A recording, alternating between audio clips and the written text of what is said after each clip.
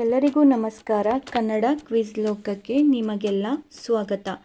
ನಾವು ಕೇಳುವ ಪ್ರಶ್ನೆಗೆ ನೀವು ಕಮೆಂಟ್ ಮೂಲಕ ಉತ್ತರಿಸಬಹುದು. ಹಾಗೆ ಚಾನಲನ್ನು ಲೈಕ್ ಮಾಡಿ, ಸಬ್ಸ್ಕ್ರೈಬ್ ಮಾಡಿ, ಸಪೋರ್ಟ್ ಮಾಡಿ. ಮೊದಲ ಪ್ರಶ್ನೆ, ಈ ಕೆಳಗಿನ ಯಾವ ಸಂಸ್ಥೆಯನ್ನು ಸ್ಥಾಪಿಸಲು ಬ್ರಿಟನ್ ವುಡ್ ಒಪ್ಪಂದಕ್ಕೆ ಸಹಿ ಹಾಕಲಾಯಿತು? ಆಪ್ಷನ್ಸ್: ವಿಶ್ವ ಬ್ಯಾಂಕ್, ಆಪ್ಷನ್ ಬಿ ನ್ಯೂಯಾರ್ಕ್ ಷೇರು ವಿನಿಮಯ ಕೇಂದ್ರ, option C United Nations, option D WHO. ಸರಿಯಾದ ಉತ್ತರ ಆಪ್ಷನ್ ಎ ವಿಶ್ವ ಬ್ಯಾಂಕ್. ಬ್ರಿಟನ್ ವುಡ್ಸ್ ವ್ಯವಸ್ಥೆಯು ಸಾಮಾನ್ಯವಾಗಿ ಎರಡನೇ ಮಹಾಯುದ್ಧದ ಅಂತ್ಯದಿಂದ 1970ರ ದಶಕದ ಆರಂಭದವರೆಗೆ ಚಾಲ್ತಿಯಲ್ಲಿದ್ದ ಅಂತಾರಾಷ್ಟ್ರೀಯ ಹಣಕಾಸು ಆಡಳಿತವನ್ನು ಉಲ್ಲೇಖಿಸುತ್ತದೆ.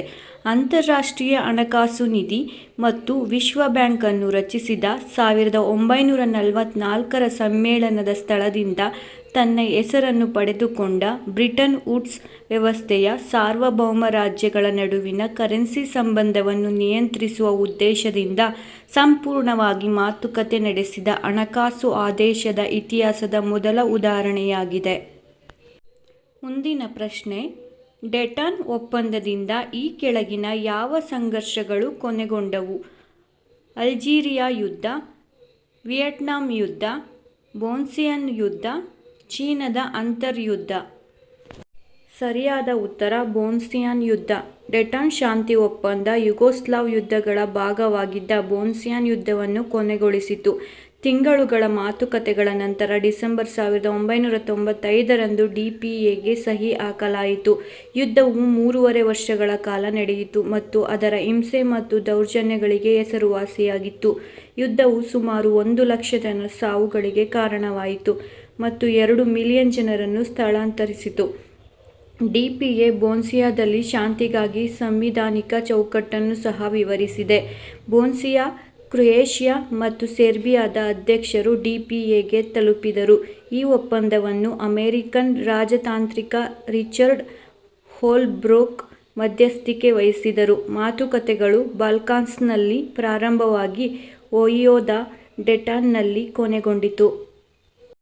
ಮುಂದಿನ ಪ್ರಶ್ನೆ, ಸಿಂಧೂ ಕಣಿವೆ ನಾಗರಿಕತೆಯ ಹರಪ್ಪ ಸ್ಥಳವನ್ನು ಈ ಕೆಳಗಿನ ಯಾವ ಪುರಾತತ್ವಜ್ಞರು ಕಂಡುಹಿಡಿದರು? Option A Rakhal Das Banerji, option B sir William Jones, option C Vishnu Shridhar Wakankar, option D Dayaram Sahni. Option D Dayaram Sahni. 1921ರಲ್ಲಿ ಭಾರತೀಯ ಪುರಾತತ್ವಶಾಸ್ತ್ರಜ್ಞ ರಾಜ್ ಬಹದ್ದೂರ್ ದಯಾರಾಮ್ ಸಾಹ್ನಿ ಸಿಂಧೂ ಕಣಿವೆ ನಾಗರಿಕತೆಯ ಹರಪ್ಪ ಸ್ಥಳವನ್ನು ಕಂಡುಹಿಡಿದರು. ಮುಂದಿನ ಪ್ರಶ್ನೆ, ಏಕಬಳಕೆಯ ಪ್ಲಾಸ್ಟಿಕ್ಗಳಿಗೆ ಪರ್ಯಾಯ ತಂತ್ರಜ್ಞಾನವನ್ನು ಕಂಡುಹಿಡಿದ CSIR NIIST ಯಾವ ರಾಜ್ಯದಲ್ಲಿದೆ? Option A Gujarat, option B Tamil Nadu, option C Kerala, option D Telangana. ಸರಿಯಾದ ಉತ್ತರ ಆಪ್ಷನ್ ಸಿ ಕೇರಳ.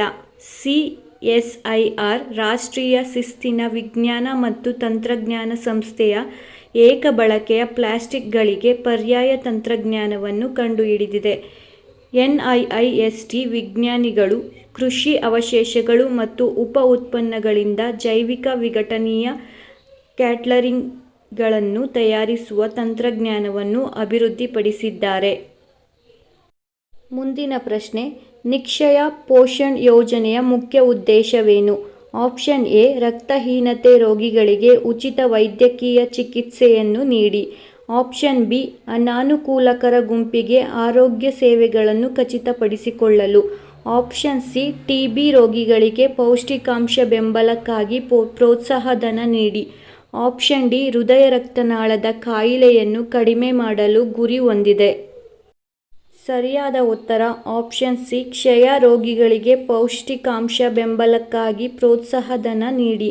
ಕೇಂದ್ರ ಆರೋಗ್ಯ ಸಚಿವಾಲಯವು ನಿಕ್ಷಯ ಪೋಷಣ್ ಯೋಜನೆಯಡಿಯಲ್ಲಿ ಕ್ಷಯ ರೋಗಿಗಳಿಗೆ ಮಾಸಿಕ ಪೌಷ್ಟಿಕಾಂಶ ಬೆಂಬಲವನ್ನು ರೂ.500ರಿಂದ ರೂ.1000ಕ್ಕೆ ಹೆಚ್ಚಿಸಿದೆ. ನಿಕ್ಷಯ್ ಪೋಷಣ್ ಯೋಜನೆ ಅನ್ನು ಏಪ್ರಿಲ್ 2018ರಲ್ಲಿ ರಾಷ್ಟ್ರೀಯ ಆರೋಗ್ಯ ಮಿಷನ್ ಅಡಿಯಲ್ಲಿ ಪ್ರಾರಂಭಿಸಲಾಯಿತು. ಇದು ರಾಷ್ಟ್ರೀಯ ಕ್ಷಯ ರೋಗ ನಿರ್ಮೂಲನಾ ಕಾರ್ಯಕ್ರಮದ ಅಡಿಯಲ್ಲಿ ನೇರ ಪ್ರಯೋಜನ ವರ್ಗಾವಣೆ ಯೋಜನೆಯಾಗಿದೆ. ಈ ಯೋಜನೆಯು ಕ್ಷಯ ರೋಗಿಗಳಿಗೆ ಪೌಷ್ಟಿಕ ಬೆಂಬಲವನ್ನು ಒದಗಿಸುವ ಗುರಿಯನ್ನು ಹೊಂದಿದೆ. ಎಲ್ಲ ಅಧಿಸೂಚಿತ ಕ್ಷಯ ರೋಗಿಗಳು ಯೋಜನೆಯ ಅರ್ಹ ಫಲಾನುಭವಿಗಳಾಗಿದ್ದಾರೆ. ಕೆಳಗಿನವುಗಳಲ್ಲಿ ಅತ್ಯಂತ ಹಳೆಯ ಸ್ಮೃತಿ ಯಾವುದು? Option A Manusmriti, option B Yajnavalkya Smriti, option C Narada Smriti, option D Brihaspati Smriti. ಸರಿಯಾದ ಉತ್ತರ ಆಪ್ಷನ್ ಎ ಮನುಸ್ಮೃತಿ. ಮನುಸ್ಮೃತಿ ಅತ್ಯಂತ ಹಳೆಯ ಸ್ಮೃತಿ.